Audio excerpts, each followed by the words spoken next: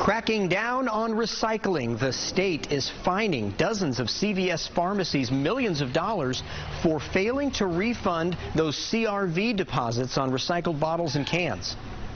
And you as a consumer are entitled to get that deposit back. If you can't get your deposit back, it's simply a tax.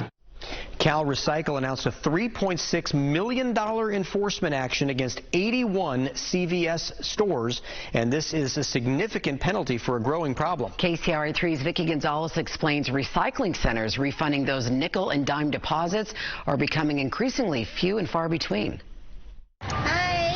For Koi Chen, the bins upon bins of cans and bottles this one. translate to nickels and dimes, and it happily adds up. Sometimes get 100, sometimes 60, 70, like that.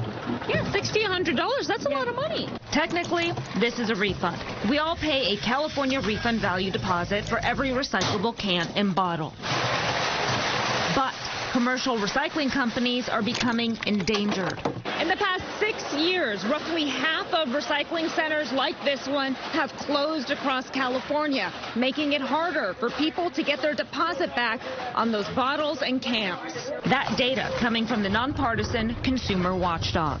The reason is because their payments are too little to keep up with the minimum wage increase, the cost of rent. As a result, large markets and stores like CVS now need to step up. California's beverage container recycling law mandates that if a recycling center is not within a half-mile radius of a supermarket, that supermarket must redeem recyclable cans or bottles or pay a $100 fee each day. Cal Recycle now fining 81 CVS stores $3.6 million for failing to do so.